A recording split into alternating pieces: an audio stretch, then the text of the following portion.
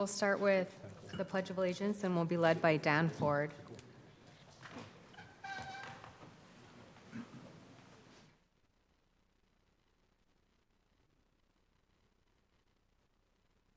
I pledge allegiance to the flag of the United States of America and to the republic for which it stands, one nation, under God, indivisible, with liberty and justice for all. Okay, so it looks like we have a quorum, and are there any conflicts of interest? No. Perfect. Okay. First item is approval of minutes from the July 2nd meeting.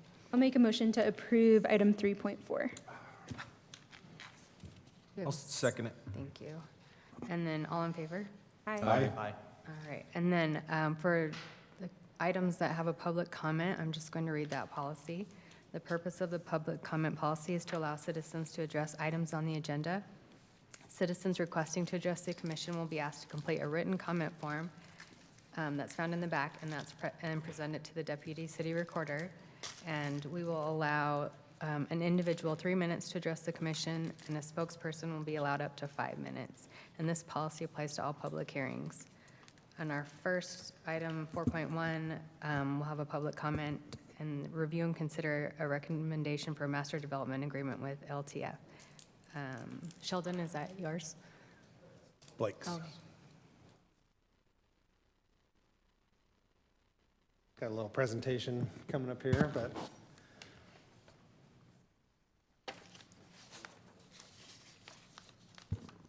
okay.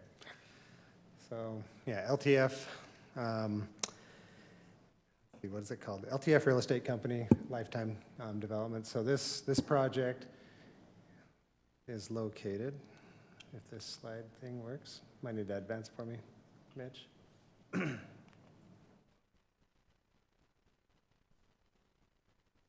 you advance it? There we go. So yeah, this project's located at 126 South Mountain View Corridor on the northeast corner of that intersection. Slide it again, please. This is the site plan. The development agreement addresses some 3 major issues for the Planning Commission's consideration of this site. Next one, please. So item 1 is the landscape berm in lieu of a precast fence. This is an ordinance requirement, so this development agreement would relieve them of doing a precast fence along the north property line. And item 2 is a major corridor sign. That code requires 3 things to be met. They have to be zoned properly, which they are. They have to be along a major UDOT corridor, which they are, and they have to have at least 20 acres in that code. This site is less than 20 acres, and there was no way to gather more land to make it 20 acres, so they're asking for permission to construct the same type of sign, follow the ordinance, but get approval to construct that sign even though they're less than 20 acres. And then item 3 is elevation materials. So I've got a slide for each one of these items, and the building elevation materials will speak for itself when we get there. Slide it again. So item 1 for the landscape berm in lieu of a precast fence. These are 3 cross sections. You can see the black lines on the image all the way to the right. Each one of those is a cross section at a different location on the property. The top left image shows the berm, landscaping, and then where the pool deck will be and how far that is set back, how that will kind of limit the visibility and the sounds from the pool. And this is considered to be a little bit, I don't know, of a betterment than just a precast fence and building right up to the regular setback. And then you can see the top right cross-section drawing shows the location of the building from the property line.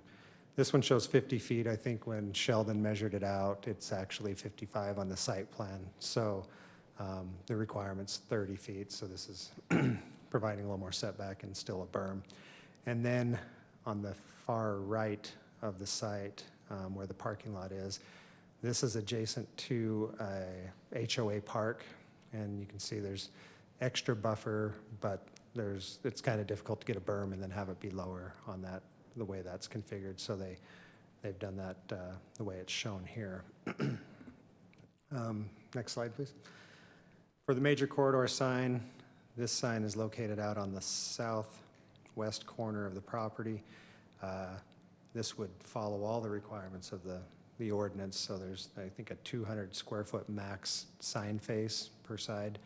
And then this would be oriented so that it would not cast light into the residential neighborhood, but would more capture the traffic on 126th.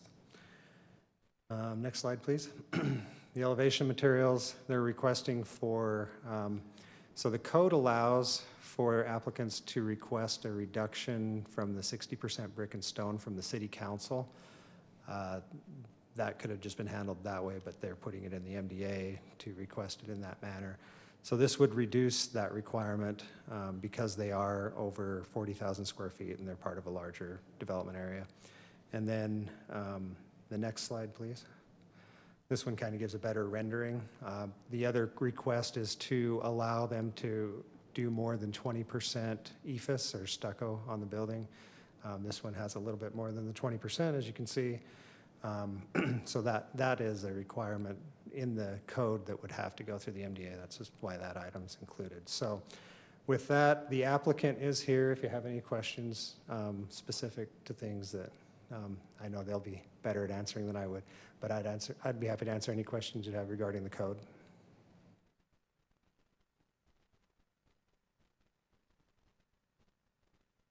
Okay, let's go ahead and hear from the applicant.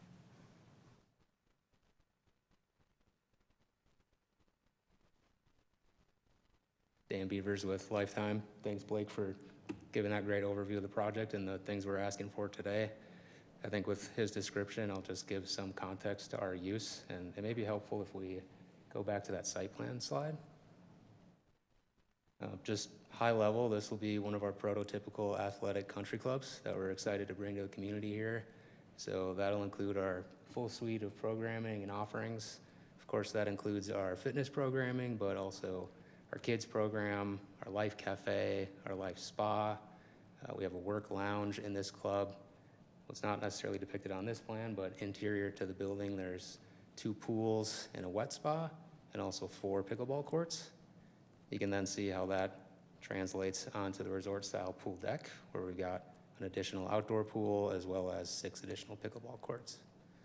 So we're really excited about the variety of uses and the overall offering we can bring to the community here.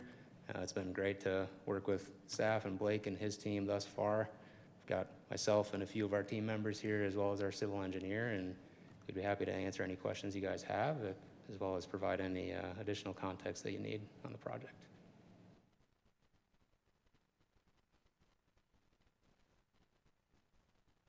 I don't have any. Okay, we might bring you back up after the public comment.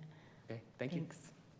Okay, so we're going to go ahead and open the public hearing at this time. Please state your name and address when you come forward.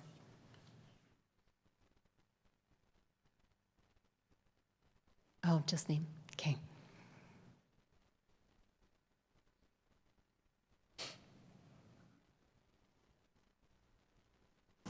I submitted something online. I'm not sure if it got submitted or not. So not sure if I should still say it or, okay, state the information. My name is Glenn Larson.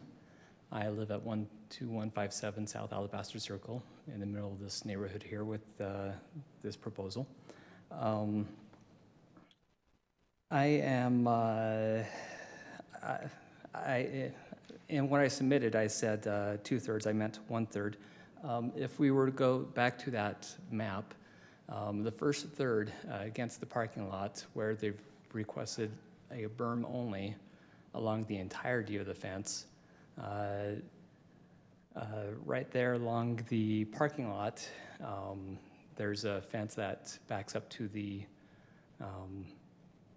park there, and that park gets, or that fence gets abused where teens jump through it all the time, multiple times per year, and I don't see any reason why that shouldn't be under the the normal cast iron or masonry fence. The berm doesn't look like it's very high at that point, as also shown in the images, and it's not backing up to any neighbors. So I don't see why it would be, also fit in that category of removing the requirement for the fence. So at least a third of the property is there. And then the other portion, I'd be concerned. I am not backing up directly, but where the pool is, not sure if the lighting will be cast downward towards the homes in the back of the yards. I know that Lifetime has audio, music playing during the summer times at least in that back or around the pool. Not sure if there's any regulations or stipulations on that. And I do know that a better fence would help alleviate that noise, as well as its commercial long-term longevity of this fence. It just seems like it'd be good if we kept with the standard practice though. Yeah, concerns about lighting, if there's gonna be night hours where the lights are dim and from the light pollution. And the second lot, or lot 2 that hasn't been talked about yet, just a concern if we need to do any restrictions on what it can or cannot be, being right next to a neighborhood. Anyway, that's kind of it in a nutshell. So, thank you. Thank you. Oh, and from what I see, the community, the neighborhoods, generally do like the idea of the Lifetime there. Just thought I'd mention that as well. It seems like it's good fit, just a single or two owners, depending on how it's done. But thank you.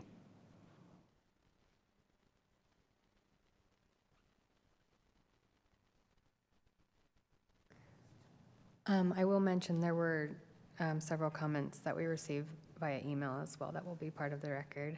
And if there's no more comments, we'll go ahead and close that. If I could get a motion. So moved. Second. Okay, We need to vote? yes. Let's start with Andy. Yes. We can just do a group vote if Oh, you okay, go Yeah. ahead. All those in favor? All those in favor? Aye. Thank you. Okay, and then let's have a discussion on these items. No, I'd like to hear maybe answers to those questions from the comments So you get the regarding applicant- lighting, sound, noise, if the applicant, yeah. Thank you. I'm Okay. like to hear what they have to say, the response. Thank you. Happy to provide some context here. I think first, regarding the berm on the east side of the property, we understand it's a slightly different condition there. That's largely due to the fall that we have across the entirety of the site. Due to the length of the site, the grading's just not the same across the entirety of it. So in that location, we understand that we're up a little bit higher, the shape of the berm might be slightly different. So in those locations, we'll just have more landscape to help buffer and create that screening that we're creating with the berm elsewhere. So completely understanding of that, and we're using that landscape method to help with that filtering. in I guess the that berm. fence will still be there as well, right? The I fence mean, would we're still not, be we're there. not taking out the fence, but, okay. The intent would be to keep that existing fence along the entirety of that northern boundary. And then as far as the lighting concerns and the audio, we're happy to comply with any city requirements and will comply with code requirements there. Our intent is to not be disruptive to the neighbors. We will focus all audio and all lighting towards ourselves and towards our pool deck.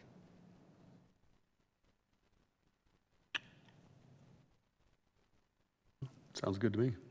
Thank you, appreciate those answers. Thank you.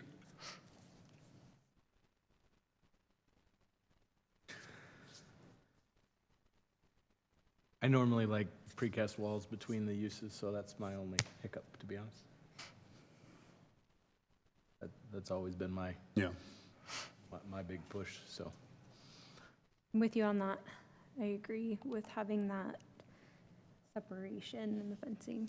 I understand everything else, but I think it needs to be precast myself. Yeah. Go ahead. So, the last meeting, I was think you in might have not been there for the discussion on that. When we've had a few of these commercial developments come through with the precast wall and the existing vinyl, we've struggled to get all the property owners to work to try to get that to happen. And so we have often ended up with a double fence on the back with the precast right against it. It's delayed, caused some issues. So that we proposed when we started meeting with the developer, like, is there another way? And that's where we got the additional setback in the berm. So that's where that request came from, just to try to alleviate all the issues we've had with trying to work with multiple property owners and HOAs to get the fencing coordinated. And then you can't stain the backside of the fence, or you have issues with kids or pets and stuff, so. Does that mean that in the future we should require it with the subdivisions then? I think so, yes. I think the first one in should have it if it's a incompatible use. Which I think our code addresses that now, but It wouldn't have at that been, no. time, it may not have been considered.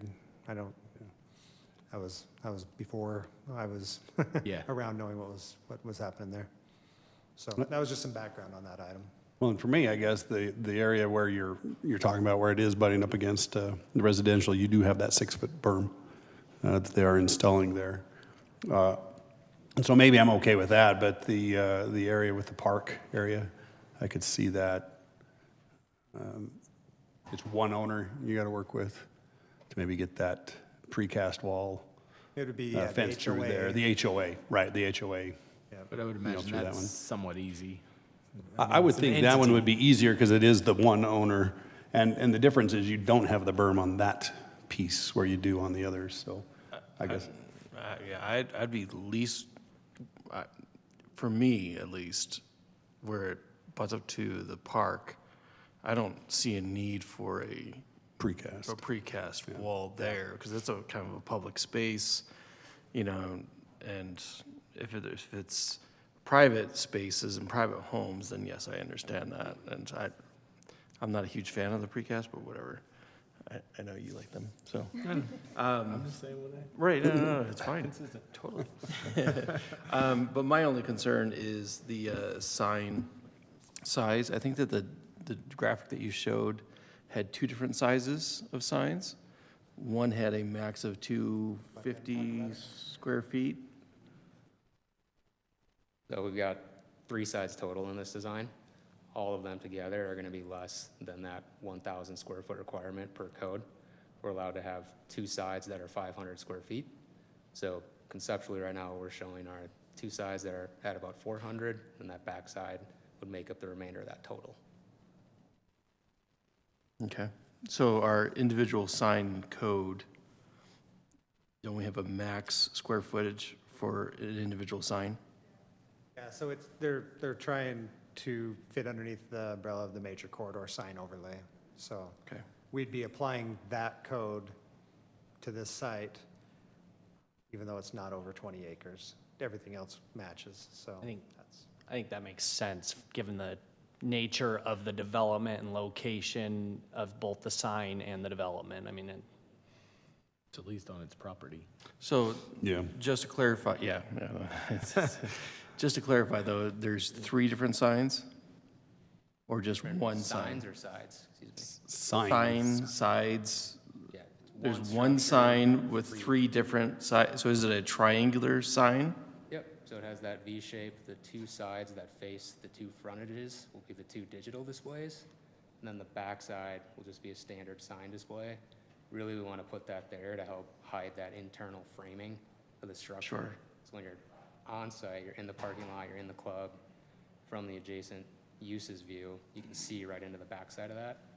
So that was really us putting that there to help cover up the internal. And that'll be a non-lit side facing kind of where the residences and stuff are, correct? We're undecided on the lighting of it, but we'll follow whatever photometric requirements we need. I guess the lighting could come down and just not It won't be- glare into the residential. It could Yeah. still illuminate the sign without having nuisance lighting into the neighborhood. I think that's Right, the main 'cause- goal we want to have here, right? Yeah, because that's my concern. If it's 40 feet above Mountain View corridor, the bottom of that, where that sign base is probably at least 25 feet below Mountain View corridor, because it just drops down right there. So Yep. that's really tall in reference to the residences and stuff that are there, so, okay. Thank you for the clarification. Yeah, you're welcome.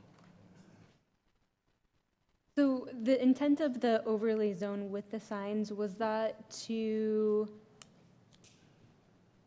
intention of that so we don't have a ton of signage up and down Mountain View corridor?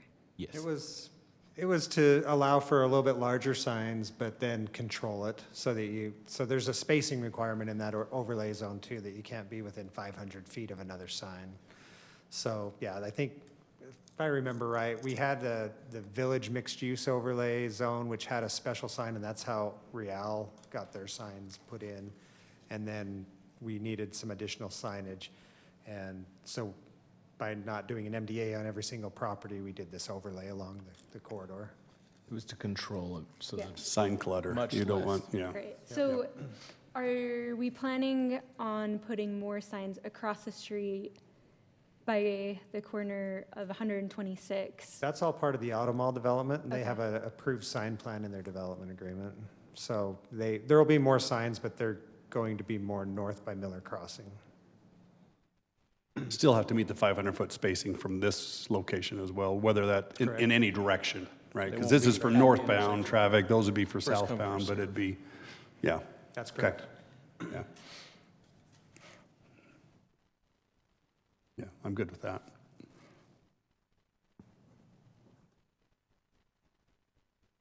And then anything on that third, the exception for building materials? I had a comment on that. So our standard is 60%, and they're requesting a deviation. And when they're requesting the deviation, I think that something should, like, why are we making the deviation? What are we getting out of it? And How so will that we one benefit? is interesting, because in the code, they can request that directly to the city council if they're Right. over if they're over 40,000 square feet. And so we just included that in the MDA to memorialize it.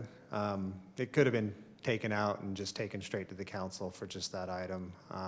So yeah, that, I think because it's such a large building and the cost to clad it with that much brick and stone goes so high, that's why we have it in our ordinance, that it can be reduced or changed. And so I think that's the Is there a, fit for it. is there a benefit or something they're doing to kind of offset that? I recognize they're allowed by, they could go to the city council, but is there something they're doing, whether it's more glass or something else that's maybe offsetting that requirement as well to provide a better fill for Yeah, that? I think Maybe, Can we go to the last slide, Mitch? It's probably easier to talk to with that up. I can speak to a couple of things while you're pulling that up, though. I think we're very intentional about where we put those materials, putting them in locations where it's where we want to draw people's attention to. So we're fully wrapping the entirety of our front door and our main entrance in our signage. And then we're also wrapping the entirety of the first level with that brick material as well. I think the other thing we like to do with all of our clubs is locally source these stone materials, so that those higher end materials are fitting in with the regional context that we're coming into. I think some of the other things we're doing, you can see a lot of the glazing that we have on our front elevation, as well as our signage, and then our lighting package as well, helps provide visual interest on some of those larger facades. Yeah, I guess for me, I think it would probably look a little out of place if we had a whole bunch of brick and stone on that anyway, from Another reason my we- perspective, but that's me. Another reason we allow that reduction is often for franchise architecture. And so a lot of their newer buildings that we've gotten examples of in our last presentation in the work meeting shows more of this franchise look on their newer buildings. But it's fair to say that the look and the features that they are adding, it's a lot more high-end than what typically would have been required anyway, right, for the city. So, okay. Just to provide some justification if we recommend that, yeah. Yeah, I'm not a huge fan of the elevations, the material of EFS. I'm just not, so, sorry. I like it, but yeah, yeah. I don't care either. What's that? I don't care either. Well, and I think sometimes we get stuck into this, hey, the franchise says that we need to do it, so, we can just break the rules because the franchise says we can do it.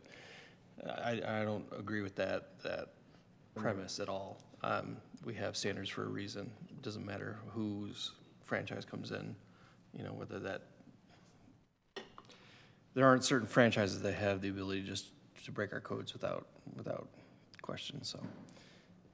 Well, I think Wonder if going there- back to that intent of our code, right, was to make sure that we have buildings that are beautiful for a long time and not just a big cement building. I'm okay with some level of exception to this. For its purpose, I think this Right. fits. I don't, Yeah.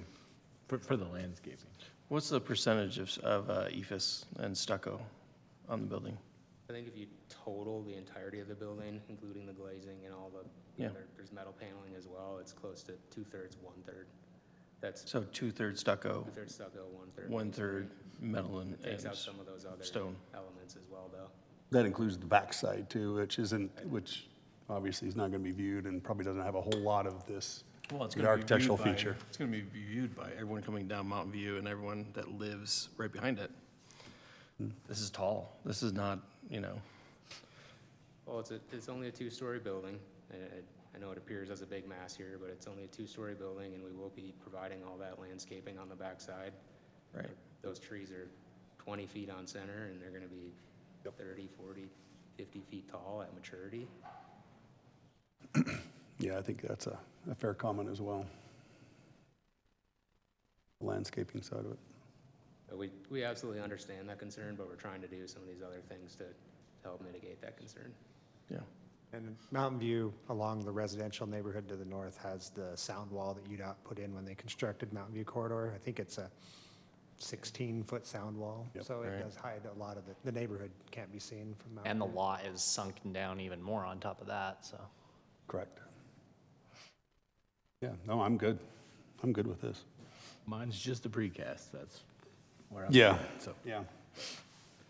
I made a motion. Adam, what would you think of putting some verbiage in there that the developer makes an effort to talk to the residents and maybe they could keep the vinyl or Replace it with, replace it with that? I hate that idea, to be honest. Really? Well, I 'cause do. then you 'Cause get if like, it was my you get fence, one I'd neighbor that want- wants vinyl, one neighbor that wants precast, and then Yeah. another one that wants vinyl. But if they don't agree, then They get a, this is what happens. Well, I or think, something. for me, again, they're putting in the berm, they're putting in the setback, they're trying to overcome that. It's unfortunate that as Adam said, it should have been put in with the residential, knowing that it was already zoned commercial next to it.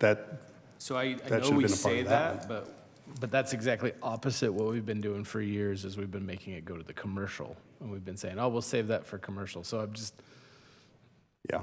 No, I understand, but yeah, what do you do now? We because the residential doesn't want to pay for it either. It's, yeah. were who able to comes do first and this. commercials always last, so. Yeah, we were able to do this with the 7-Eleven development, right? Because we had that requirement too, and so they were able to go through, but there was only half a dozen or so properties that they had to go through and I think we ended up convert with over. double fence there. Oh, did it end up with the double fence and never could come to agreement with all of them? Okay.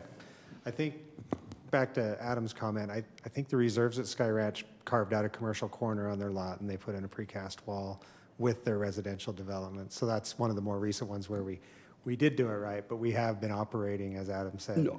with the residential putting in the vinyl and the commercial coming in later and having the burden of having to work Right. with everybody. And we've kind of learned our lesson from that Yeah. it's been very difficult. Well, and I think I think the development here, they're trying to mitigate that with the landscaping, the offset, the setback, the berm and everything. So I don't necessarily have And not to, Is that a beef with motion? Did I'm ready to make a motion if. I was just gonna unless- say, just to add to that, not to discount the one resident that did make a comment, but not a single one of the residents that backing onto that would have that precast wall request made any comment on that, Yeah, so. there was an opportunity for them. And there was an opportunity for them to voice that as well.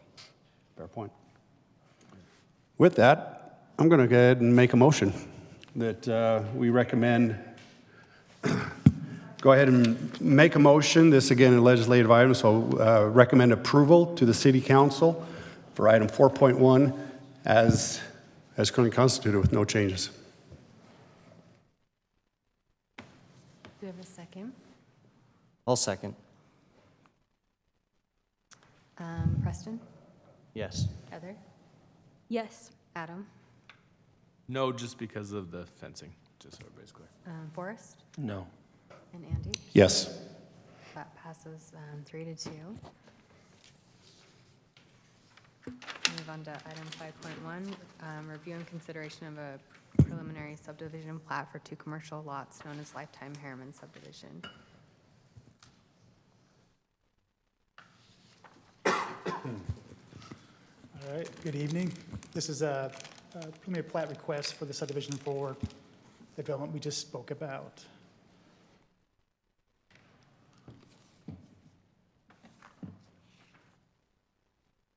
This thing's not working. Dang it. All right, you can go to the next slide. Yeah. So it's a, and I guess we're all aware of the location at this point, 126th and Mountain View Corridor. Here's the site. The site itself here is comprised of 5 parcels.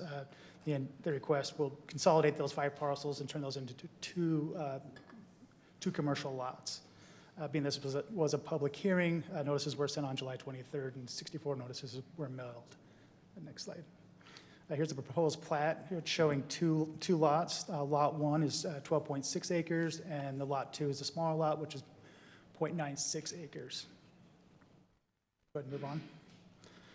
Okay, and just to address a few things here, as we kind of spoke about this in the work meeting. So per city ordinance, when a subdivision does come in, the developer is required to do all right-of-way improvements. The applicant, well, so currently as the site does sit the east side along Legacy Boulevard, the improvements have already been completed, with the exception, I think, of some landscaping. Unfortunately, I guess, well, due to, I guess, the widening of 126 South, there's some uncertainty on where that line is going to be drawn, how much they're going to need on that road. So the applicant hasn't provided any improvements, showing any improvements to that section at this time, because they're currently in negotiations with the UDOT and with the city as well to kind of determine where that line is.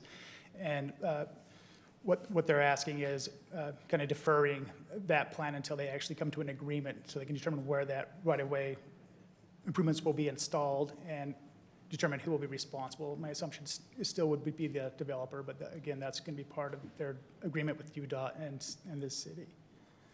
The next slide. Next slide. That's just showing the area there.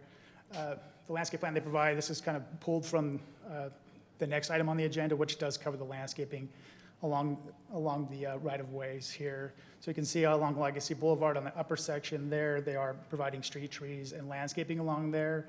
A little further down to the south there, just below the drive approach there, there's an easement, a utility easement there, which does not allow them to install any trees or any deep-rooted plants.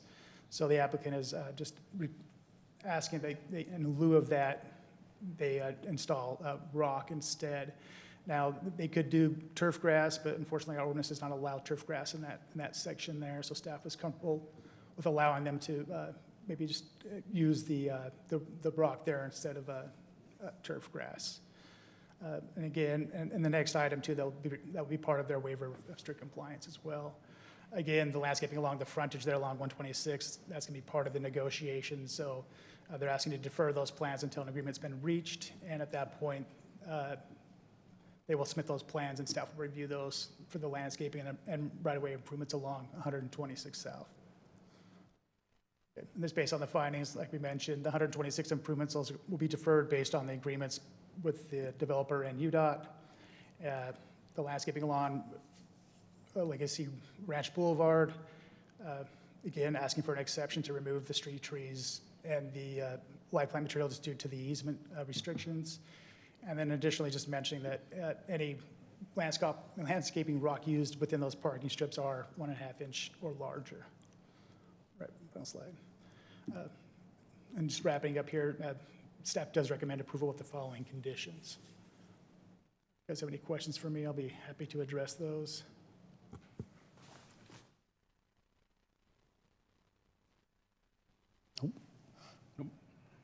Thank you. Yep.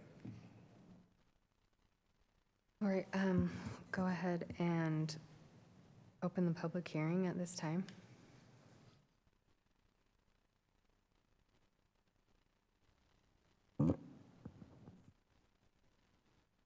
Seeing no comments, we'll close the public hearing. I'll make a motion to close the public hearing. All in favor? All in favor? Aye. All right, and then are there any discussion items?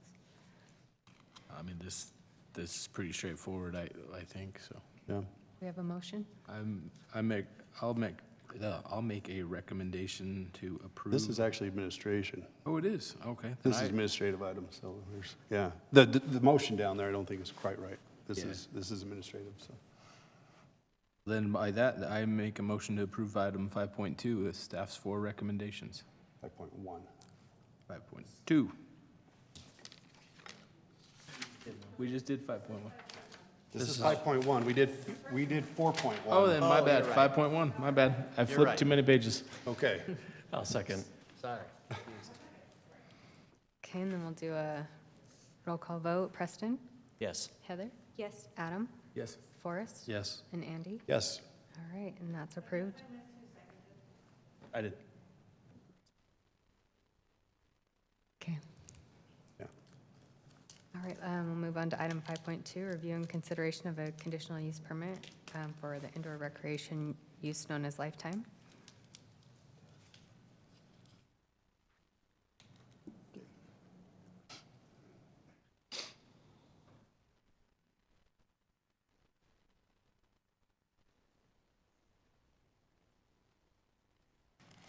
We need to go ahead and just bump through the first maybe 2 or 3 slides.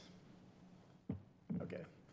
So, so this is for a site plan approval for the Lifetime Fitness Center, I guess you'd say. What they're proposing is to place this, this use here on Lot 1 of the proposed subdivision. I go to the next slide here. So, so what the proposal consists of is a 102,000 square foot primary structure that is a 2-story building, so it's essentially 50,000 square foot per floor, plus or minus. It does include an outdoor pool area and 6 racquetball courts, pickleball courts, sorry. The site itself, at this time, there'll be 2 access points, well, 2 points of egress to the site, one off Legacy Boulevard and one off 126th, which would be a shared access from Maverick. The third ingress would be done when the widening of 126 is completed. The parking they're providing for the overall site is 603 stalls. Per ordinance, they only require 340. The applicant just is based off their, the history of the facility there. They need a higher parking amount to accommodate their customers to ensure there's plenty of parking for their patrons. Kind of as mentioned during the MDA discussion, per city ordinance, as we're aware of, whenever an incompatible use comes in against a residential use, they are required to install a 6-foot precast fence. Again, the applicant is asking for an exception to this, and again, that will go to City Council for consideration. Again, this follows the same suit with 126 South. Again, we're not seeing any right-of-way improvements along that roadway due to the widening of the road, as that's still in negotiations. Go ahead and move forward there. You can move to the next slide, sorry. This is the proposed landscape plan. So as proposed, 31% of the site is actually landscaped. Per ordinance, we only require 8% of that site to be landscaped. As mentioned on the preliminary plat, the applicant is requesting a waiver of strict compliance. One for, if you want to go ahead and move forward there, to remove some parking lot islands, landscape islands that per ordinance, they're required to put a landscape parking island at every 10 stalls. Here they're asking a waiver to remove those, as they are providing they're providing landscape caps at each of the drive aisles, which is not required by ordinance, as well as providing some long landscape islands in between some of these parking stalls. And then in addition, as we discussed on the last slide, they're asking for a waiver of strict compliance as well to remove the landscaping requirement for that park strip where that easement is located. Go ahead and hit the next slide. And per ordinance, as the site's over 10 acres, they are required to provide a pedestrian amenity on site. Here on the east corner there, you can see a little plaza that has seating, a little area, a little flat area for activities and et cetera, and benches and et cetera on that corner. go ahead and move forward on that. And then, as mentioned before, the landscaping plan will have to come back once they come to an agreement regarding the improvements along 126th. Proposed building elevations here, as I mentioned, this building's 102,000 square feet. It's 2 stories. So that at the roof height, which per code, that's how we measure the building heights, it's 42 feet. There is a 4-foot parapet wall that runs along the entire perimeter of the building, which brings that overall height up to 46, with an addition of an extended parapet above the entrance, which brings that up to 52 feet at the entrance point. Now, per ordinance, parapet walls can exceed the maximum building height for a zone. And in this particular zone, the maximum height is 45 feet. And they are allowed to exceed that height with a parapet if they're not creating any usable space. So they're not creating any rooftop spaces or using that for activities and et cetera. The finished materials, as was discussed previously, was brick, stone, and stucco. They have metal awnings and metal accents. As mentioned, as proposed, it does not meet city standards. They don't meet the minimum requirements for the brick and stone, and they exceed the amount allotted for the stucco. Again, this is something that will go to the city council for consideration. Go ahead on the next slide there. Looking at the findings, again, we look at the waiver strict compliance about removing some of the landscaping islands and the trees along Legacy Ranch Boulevard. Again, the improvements along 126 are contingent on the agreement, and the precast fencing and the building design will be, I guess, under the consideration of the city council. That being said, staff does recommend approval of the following conditions.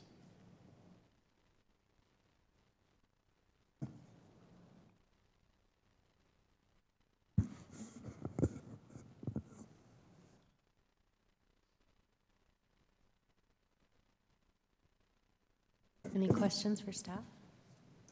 So in your conditions, you have listed 2B that a 6-foot precast fence shall be installed along the northern boundary of the property adjacent to the residential. Unless Unless an approved exception by the or MDA. Okay, I got you. Never mind. I knew there was a conflict there. I just wanted to make sure that Gotcha. Yeah. I So if understood that. so if the council does deny their request, then they'll have to meet those requirements for ordinance by installing that 6-foot precast fence and meeting our building requirements. So from a procedural standpoint, whatever we vote on here, if we approve this, it's not in conflict. We don't have to wait for the MDA. It's just, because that's the way Correct. this is phrased, it would then be taken care of. It's already contingent on that, so. So is Lot 2 the primary location of drainage? No, there's detention just to the east of that plaza, the outdoor plaza out there. So it's kind of behind the Maverick to the east side. If you want to go back a couple of slides there. Where there's all the landscaping? A little, yeah. So to that red circle Inside that- there. all the yeah, reds. That's the detention. Inside that sliver of... Right behind Maverick? Well, you kind of see the green area. The green area, not the red circle. Yeah, well, the Okay, red circle is green. kind of the area it's at, that green triangle behind that little, So that's retention for the entire site, that small little green area? that's my understanding, yes. Okay. And city has obviously reviewed that? Engineering, yeah. And there's several engineers here if you need some more explanation on how that Okay. Is functions. it underground or is it? There we go. Sorry. Man, you sound like an engineer. I like it. Keep it up. My name's Nate Walter with LEI Engineers. The basin is about 4 feet deep. Accommodates freeboard. It's all retention. There's no underground. We based it based on the infiltration rates that were taken on site. So it's meeting the city standards for what it needs to retain on site. And that's what's in that green shape then? Yeah, it's kind of, Pretty much? it's on the, is that the west side of that green hatched area? Okay. Yeah. Okay. There's just a lot of pavement, so I'm just thinking of runoff and, you know. And there is one more smaller basin that's located on the northeast corner. It's behind that, just in the corner right before you hit that lot number 2. Right. And that's picking up everything on the back side of the project where Gotcha. that larger pond is taking all the parking lot and building runoff. Okay. All right. Thank you. I guess I have a question about the pedestrian feature or concern. What uses are envisioned for that area? And I just see it as being kind of behind almost a gas station, away from the main building. I worry about some delinquency in that area. Yeah, so the requirement was to provide a public amenity. So Right. we intentionally moved that towards the frontage for that reason. So that's why it's in that location off our primary entrance. The intent of that space is to primarily be a seating area. We'll have benches, a few bike racks likely, and then a bike fix-it station so that we can tie into some of the nearby trails and bring some of that community onto our site as well. Well, and I even see on the west side of the Maverick, right? They've got a seating area and stuff on the west side of the building. I can almost see it kind of morphing into that as well, kind of being one full area. So I kind of actually like that. I can Feature just as see well. it being a problem. It was hard requiring it to be a public amenity. It has to be out on the frontage, Yeah. so, and you're next to a gas station, so, yeah. it's I see not many that. options. I understand the requirement. I just, that's my big concern. I could definitely see some delinquency taking place in that area. And I just don't know how to mitigate that outside of that it's designed to almost, I don't want to say encourage the delinquency, but the location and the design definitely doesn't reduce the likelihood of delinquency in that area. Just need better parenting. That's what we need. Spoken like a true parent, right? I'll just add, putting it off of our primary entrance, I think helps mitigate that a little bit. That's where a lot of our members will be coming in and out of the site, so there will be a lot of eyes on that space. That's a fair point, too. Yeah. Why was the public amenity required? Is it required? Per code for a commercial site this Interesting. size, so, yeah. There's not a lot of definition in what exactly it needs to be, so Right. they, Yeah, because all the other amenities on here are private for the, right, for the patrons there. So, yeah, they can't use the pool. It's not a public pool or anything like that. It's all part of it. Yeah, okay. Okay, any further discussion? I do know that it was mentioned in the previous that, you know, how, limiting what would be put in Lot 2, but I don't think that there's anything we can do about that, right? It's zoned commercial, Right. just like this We is. can't restrict what goes into Right. a Different lot discussion. unless it's a proposal coming through that is against. And then when it does zoning. get developed, we'll look at it and Right. make a So just to decision at that address, point. to address that comment, I didn't want to leave that hanging, that was made, but there's nothing we can really do at this stage by any means for that. Yeah, so with access points though to that other property, would they have to remove the trees? That's a good question. So the question That'd be was, a good- Lot 2 is still to come. The roadway along there has all those trees. What's going to happen when it's developed? Those trees are going to have to go, likely, right? Sheldon? That would be my assumption, unfortunately, yeah. Yeah, it's not. They'll have to go, but hopefully restored elsewhere. What was that? They may be removed here, obviously, to provide an access, but they'll have to mitigate that by providing, Right. replacing them in another location or Right. making other improvements on their site to compensate for those removals. Yeah, more like, At yeah. that point. Yeah, they'd still, because regardless, if they remove those trees, they still are required to provide Right. one tree for every 30 foot of frontage, so Right. they'll have to either cluster them somewhere else on site or decrease their spacing. And maybe suggest moving those trees in the plan to the back corner up against the park or something might be a better idea. Well, that's when that lot comes in. Right. Yep. I think it looks fine myself. Because that will be a requirement. Right. With those trees there. Yep. Can you go to the recommendation slide? Thank you. Any more comments? Okay, we'll go ahead and, if there's a motion. One second, Andrew, and just to address Glenn's comment regarding lighting. So per city ordinance, all lighting has to be shielded and directed downward. And we are requiring a photometric site plan just to ensure that there's no or if any light trespassing into those residential properties. What about the noise, Sheldon? The noise, With them playing outdoor music, is there like a cutoff time that or? So when it comes to noise ordinance here in Harriman City, we follow the county's regulations when it comes to noise. So I couldn't quote it verbatim, but essentially during daytime activities, there's a certain threshold depending on the type of uses that are there that can be maintained for a certain amount of time. So if music is playing at a certain decibel for longer than a certain period of time, then that would be in violation of Salt Lake County's health code. And if that is the case, if we do get complaints, from adjacent properties, then we'll address that through the county to resolve that matter. Thank you. And regarding the lighting, I know you said it's directed down. We've mentioned or discussed dark sky initiatives in the past and whatnot, and the amount of lumens. But we haven't passed anything on that yet, correct? We haven't, but with our recent update to our C2 design standards, we do state that no lighting on a commercial development shall be directed upward. Yeah, it's supposed to be 0-foot candles at the property line. Yeah. Okay.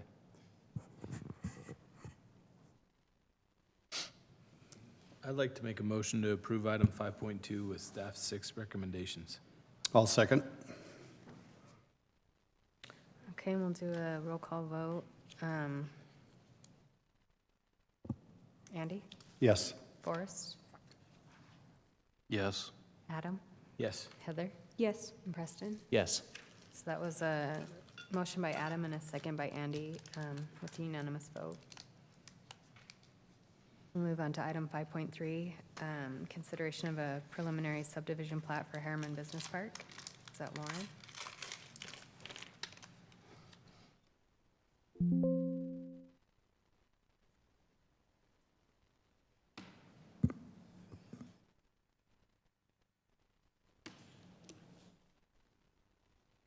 Clicker works, very exciting.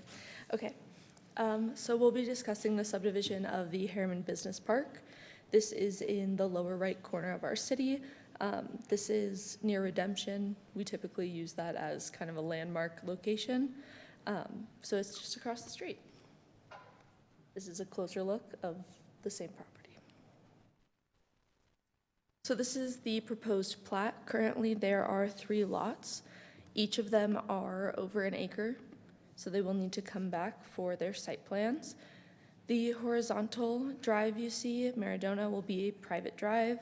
Vertically, we have a utility and access easement for entrance and exit from the site. As far as zoning goes, this plat meets all of our current requirements. Engineering standards will need to be provided for the road as well as the storm drain, and these are our approval conditions. Any questions? Yeah, could you go back to the map where they're, okay, right there on top, 150th South? Mm-hmm. Does it look like, so we're proposing an access at that location where the red highlights are? Is that what's Yes. there? Okay, and that meets, it seems kind of close to the main Academy Parkway and 150th South. So that is an engineering standard, and I'm sure. And I saw that in happy to your talk to you. requirement, in your thing, so. It's just a curb cut too. Yeah, this is just a utility. No, I mean, No. they're cut, he's right, they're gonna, it's a drive. It'll be drive aisle, They're It's a planning for it driveway. to be Yeah. a utility and access Yeah. easement. Oh, okay. yeah. Okay, but you're right. One of your motion, or recommendations was, provide engineering details and, yes. And this is just the subdivision. Yep, that's true. We'll see it when it comes to us. Okay, thank you. There's no precast fence that we need to put on it, right? Not on this one. It's surrounded by commercial, and it is commercial. Just checking. So this item has a public hearing, so we'll go ahead and open that public hearing. And seeing no comments, we'll go ahead and close that public hearing. I'll make a motion to close the public hearing. I'll second. All in favor? Aye. Okay, and discussion? This one's common sense, so I'm ready to make a motion to approve item 5.3 with staff 7 recommendations. Second. And roll roll call vote. Andy? Yes. Forrest? Yes. Adam? Yes. Heather? Yes. Preston? Yes. Okay, so a motion by Adam and a second by Heather with a unanimous vote. Item 5.4, review and consider a preliminary subdivision plat for 31 residential lots.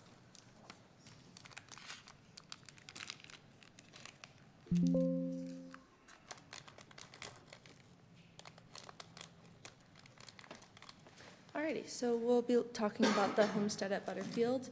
This subdivision was on for our last meeting and was continued as the property owners and developer were able to purchase an additional piece of property, which made the entire subdivision function a little bit better. So we're kind of centrally located within the city here. So what's highlighted in blue was the original submission that came to you guys. That section that has a red square is the additional piece of property that was purchased to add into the subdivision. So this was the proposed original plat. You can see that there are two knuckles on the left side of the screen that cause for kind of a strange jaunt through the corner. And with that new additional piece, there's now one knuckle to provide access for larger vehicles and emergency. Those 4 additional lots are located within an A121 zone.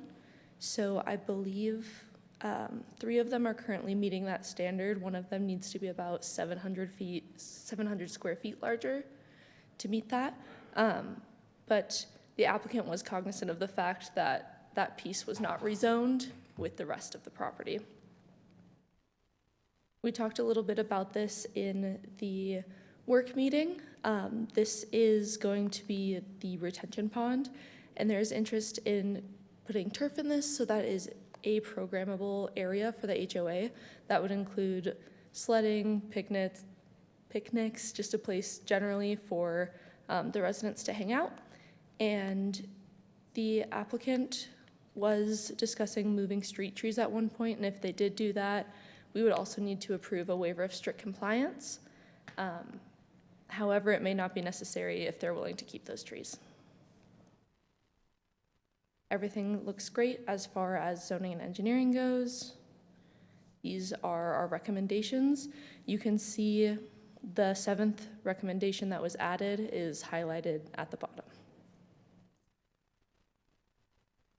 Any questions? There's no commercial around it, correct? Correct. It's gonna be my new question. Unless you every time. rezone it. All right, and I believe there is a representative here for the applicant if you have any further questions. Does the applicant have any comments?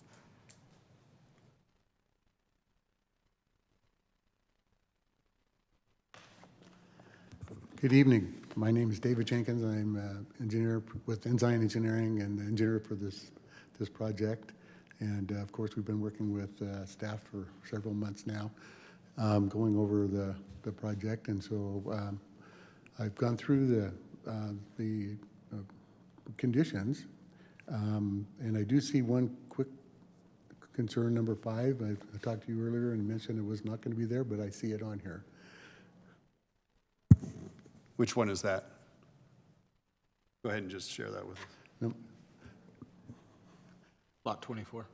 We had a bit of a snafu during our upload process, and this finalized report was not downloaded back into our folder. So in a previous discussion, I did not have number 5 located on my list. However, it is there, and the lot that is currently there is under half an acre and in the A121 zone. So it must be an acre, or half an acre, apologies.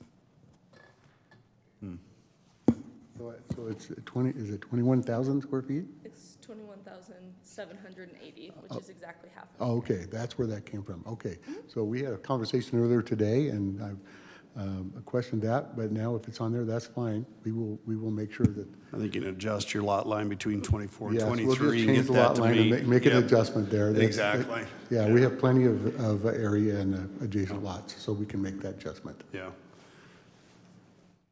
I think number 7 was also an addition.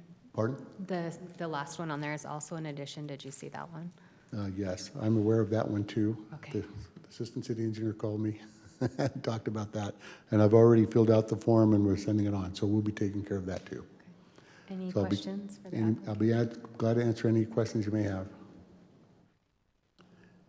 I don't have any. Nope, I don't have any either. Okay, great. Thank you. Thank you for your time. All right, it looks like this one also has a public hearing, so we'll go ahead and open that at this time. And seeing none, we'll, a motion to close that. I'll make a motion to close the public hearing. And I will second that. And all in favor? Aye. Discussion? Is this going to landlock the property to the west? You pull up the, Right. like, I'm looking at these ones. Yeah, It so already there is. is They have a private lane. there's a road stubbed in to what is actually the east, but on this image, straight up, about halfway through. Yeah, you can see it in the attachment. There is an access off from Rose Canyon Road there. There, you're saying to the west, right? So, yeah, that property fronts 6400 West, so they get access off of that. Yep. Okay, gotcha. Picture was a little bit bigger, you'd be able to see 64. Yeah, no, that makes sense. No. I'm glad you're able to get more property and make it a little better use. So, yeah, I like it. They're good-sized lots. I think this is what we've been hoping for a long time. Yeah, So I'm going to go ahead and make a motion to approve item 5.4 with staff's, I believe it's 7 requirements. I know we switched off that, but I'm pretty sure it's 7. There you go.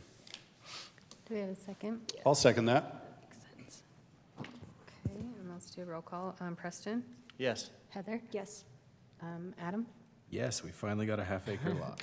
Forrest? Yes. And Andy? Yes. So we have a motion by Adam, a second by Andy, and unanimous vote. All right, item 5.5, review and consider final commercial elevations and landscaping plans for Building 7.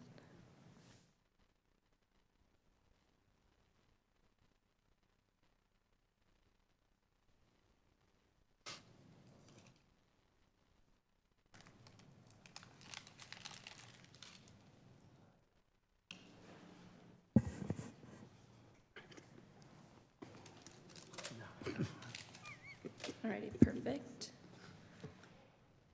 So we are looking up in Copperview Plaza. This was previously named Mountain View Plaza, if that gives you a better reference of where this is.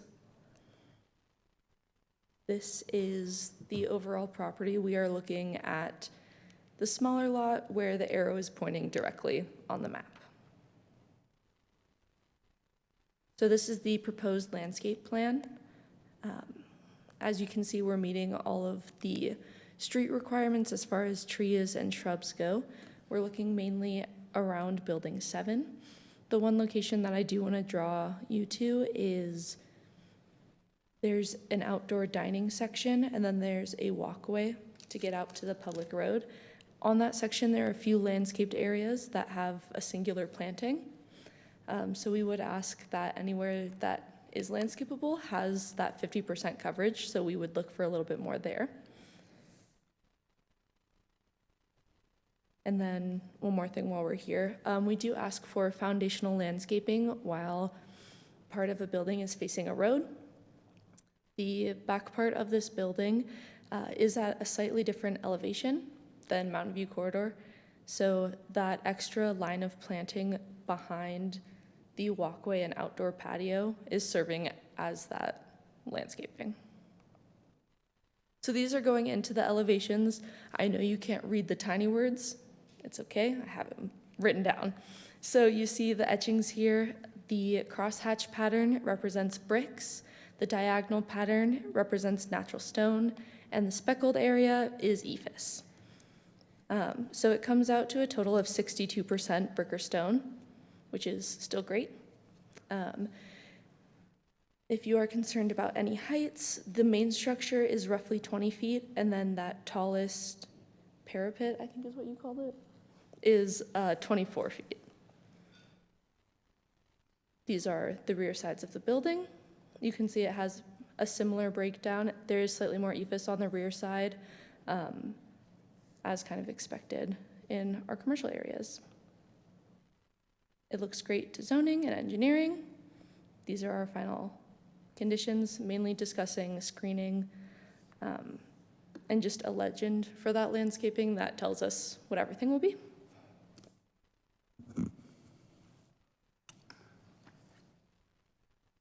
Any questions for Lauren? Sorry? Any questions? I was just going to make comment that item number 1 is pretty broad, but additional comments could be lots of things, but anyhow. Yeah, Yeah. it's on Yeah, on. a fair, yeah, pretty much any of them that have conditions. That way, if something springs up from a different condition being solved, we have the teeth to ask for a correction for that as well. Well, that's, yeah, I'm fine with that. Yeah. Nope, I don't have any questions. This one makes sense to me. Yeah. Anyone want to make a motion? I'll make a motion to approve item 5.5 with staff's 3 recommendations. Second that. Okay, we'll do a roll call. Andy? Yes. Forrest? Yes. Adam? Yes. Heather? Yes. And Preston? Yes. So we have a motion by Heather, a second by Adam, and unanimous. Item 5.6, consideration of an extension for the preliminary plat for Malibu Laguna.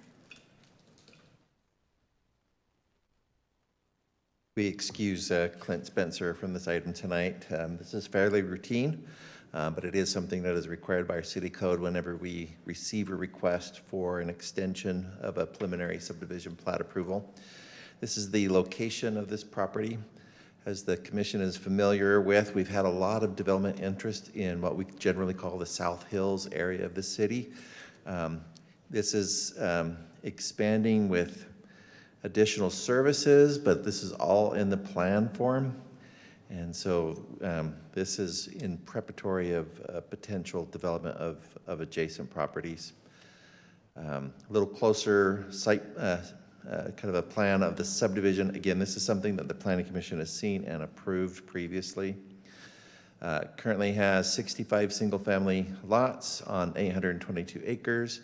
These are large lots, as we know, lots of open space. The developer or whoever develops this will also be obligated to do some off-site improvements, acquire easements for access. Staff is recommending approval of this extension.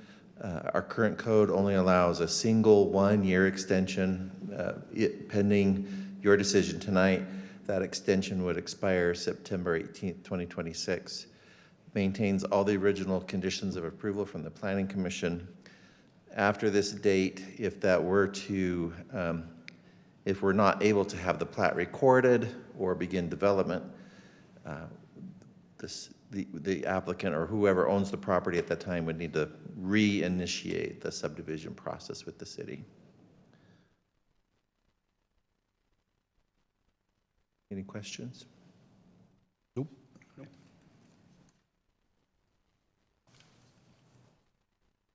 Discussion?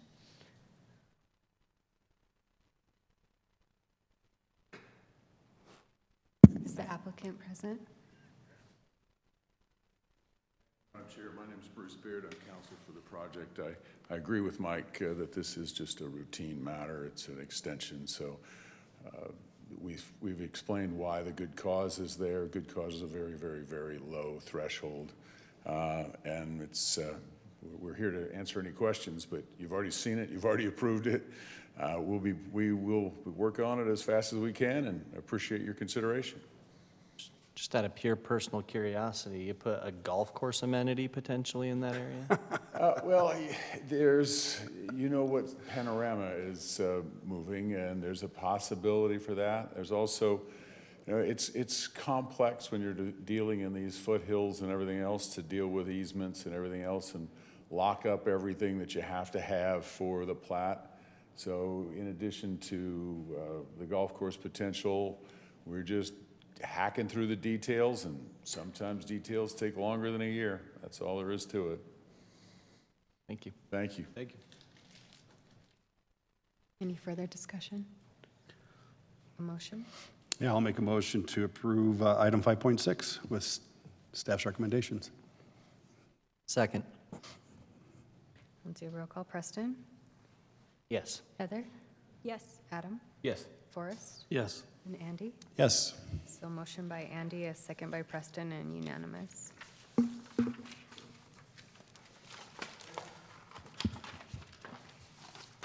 Any comments from the commission?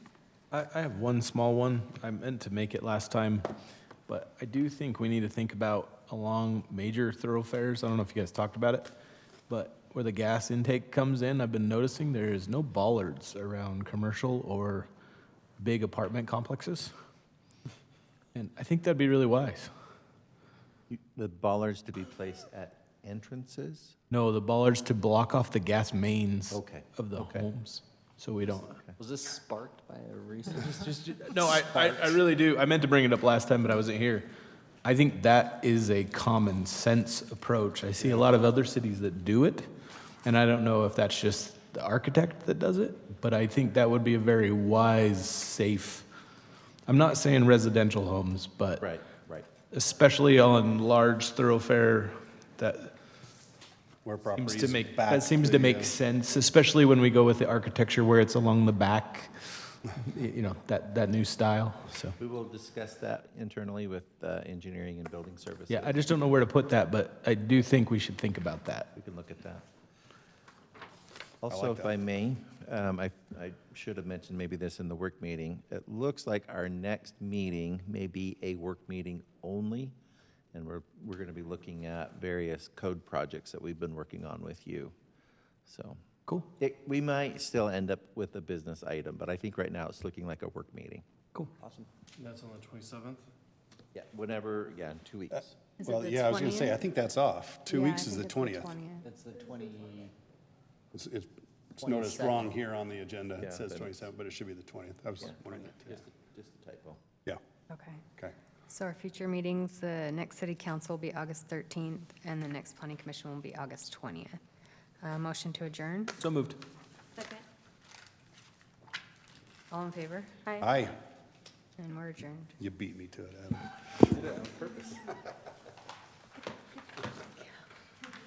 Good job, Andrea. Great. She's going to do great. You're going to do fantastic. I think she has listened to a few meetings before. Yeah, I think she's been here, right?